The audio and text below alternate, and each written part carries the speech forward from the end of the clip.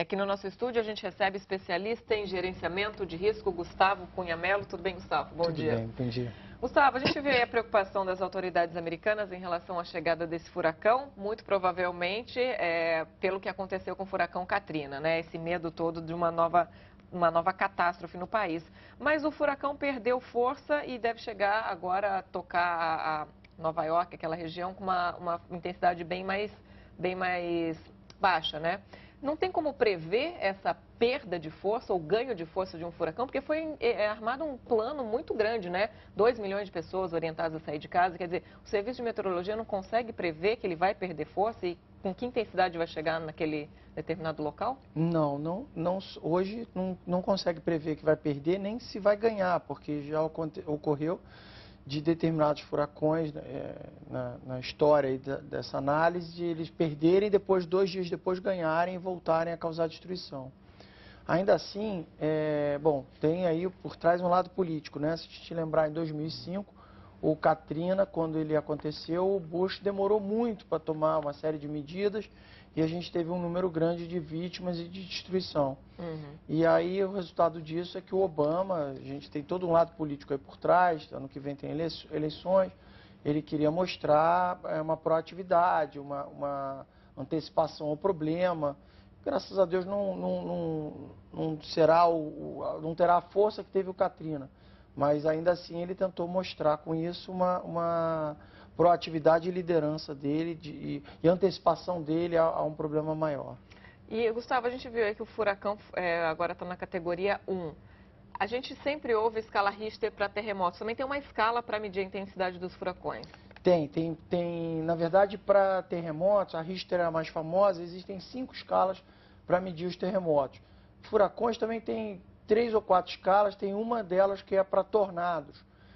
São cientistas que vão estudando o fenômeno e vão criando suas tabelas, suas escalas. Algumas são mais usadas do que outros.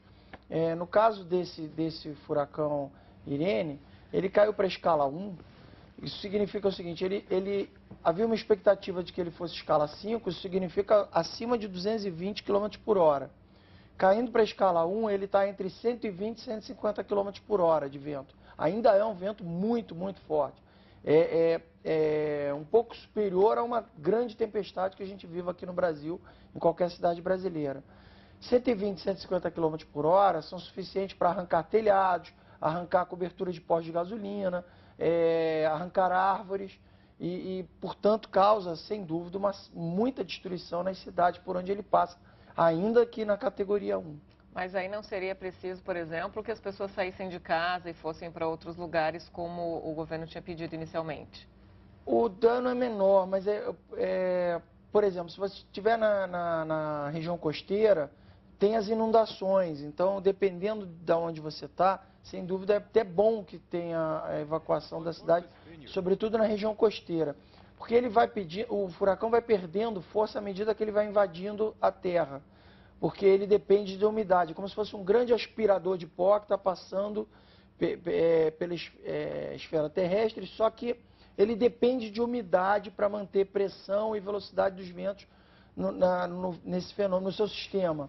Quando ele entra na Terra, ele perde essa umidade, a umidade cai muito do que se observa no oceano, e ele vai perdendo força. O problema é quando ele encosta na faixa litorânea, aquelas casas que estão próximas ao mar, porque ali ele ainda está com muita força.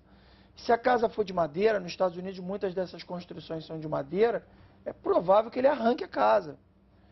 Na escala 1 não é comum você observar isso, mas ele pode arrancar lá o segundo andar, o telhado e tal. Se tiver alguém dentro de casa numa situação dessa, não é seguro. Então, eu não sou contra evacuar. Agora, talvez eles tenham exagerado um pouco na dose, mas é aquela história, não se sabia a proporção, então é bom prevenir, né?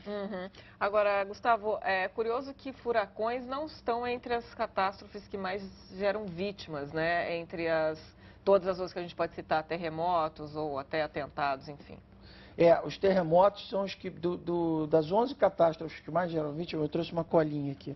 Vamos lá. 11 catástrofes, 9 delas são terremotos, né? Então, e a maior delas foi uma inundação uma tempestade lá das monções de Bangladesh. 300 mil vítimas em 1970.